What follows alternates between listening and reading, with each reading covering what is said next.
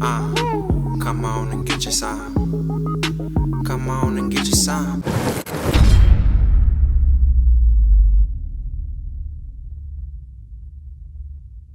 First of all, I'd like to express my gratitude to the Bucks, fans, and my teammates. The Bucks helped me return to productive football after I had difficulties that could have ended my career. We worked together to resolve those difficulties, and I will always appreciate that. Being part of a Super Bowl champion team and then a contender is a dream come true. I make mistakes. I'm working on myself, and I have positive influences around me. But one thing I do not do is shy away from playing hard on the field. No one can accuse me of not giving it my all every play. Because of my commitment to the game, I relented to pressure directly from my coach to play injured. Despite the pain, I suited up. The staff injected me with what I now know was a powerful and sometimes dangerous painkiller that the NFLPA has warned against using, and I gave it my all for the team. I played until it was clear that I could not use my ankle to safely perform my playing responsibilities. On top of that, the pain was extreme. I took a seat on the sideline and my coach came up to me very upset and shouted, "What's wrong with you? What's wrong with you?" I told him it's my ankle, but he knew that. It was well documented and we had discussed it. He then ordered me to get on the field.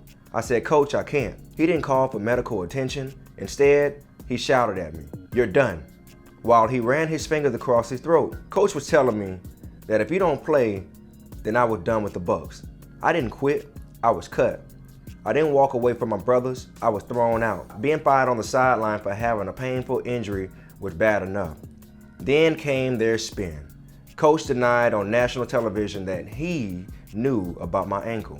That's 100% inaccurate. Not only did he know I've missed several games with the injury, he and I exchanged texts days before the game where he clearly acknowledged my injury. He obviously knew I was on the injury list. And the GM acknowledged after the game in text messages to my camp that I did tell Coach about my ankle pain on Sunday. I know we were losing to the Jets, and that was frustrating for all of us. But I could not make football plays on that ankle. Yes, I walked off the field, but there's a major difference between launching from the line and taking hits compared to jogging off the field with a rush of emotions going through your mind. I am a reflection of my reaction, but there was a trigger.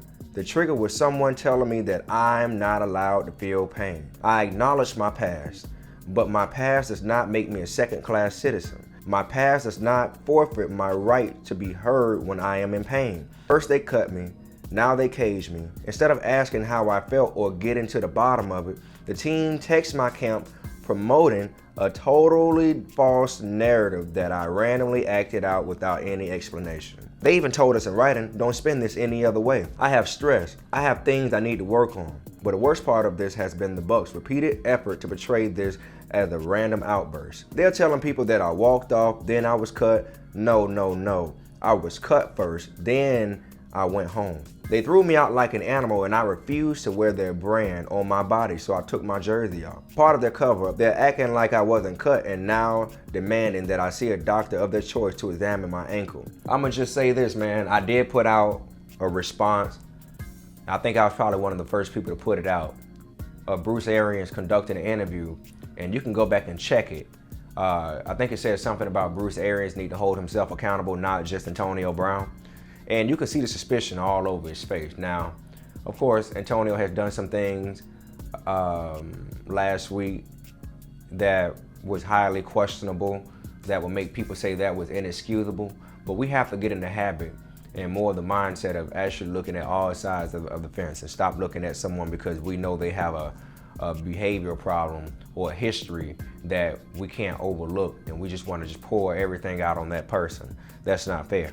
So Bruce Arians is just as much of the blame, to be honest, because otherwise the situation wouldn't even popped off. He wouldn't have just ran off the sideline and just, took his uniform off had somebody not provoked him. You feel me? So it came from somewhere, and that somewhere and that someone was Bruce Arians.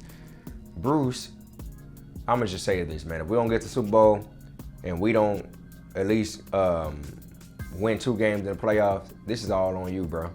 This is all on you.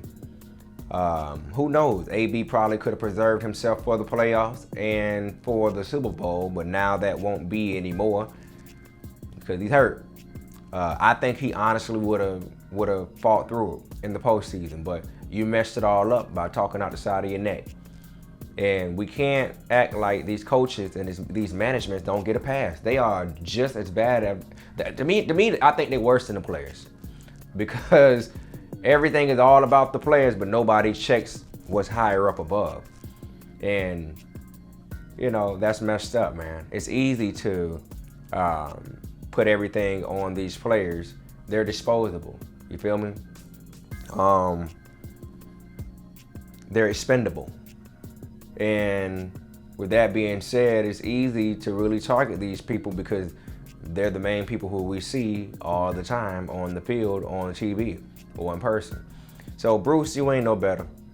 Bruce, you got a lot of explaining to do. I don't think nothing's gonna happen to him, but he definitely has started fire amongst the organization.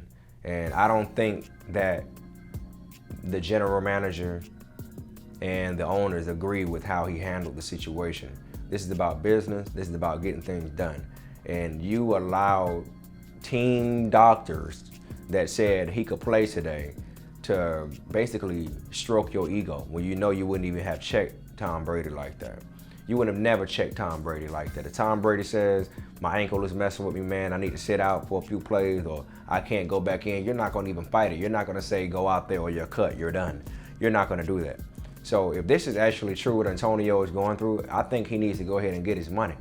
One thing this statement did do was clean it up a lot, and he'll be eligible to go on the team next year. So his business will be booming. I don't think he's going to get paid what he absolutely should. Of course, he's older and he's always hurt now at this point, but he's still top tier talent in the NFL and nobody can deny that, period. So it is what it is, y'all. What y'all think? That's pretty much all I got. So Bruce, get it together, man. Get it together. Grave diggers, Tampa Bay, we off the chain. We ain't worried about a thing. We looking for another ring. We some grave diggers. Ty Bowles, he a beast. 3-4 or 4-3. Either way, he bringin' heat, cause he a grave digger. Hey, yo, 24, yeah, he a grave digger. Get live 45, he a grave digger. We wear our heart up on our sleeve. We don't even keep score. We just run it up and leave.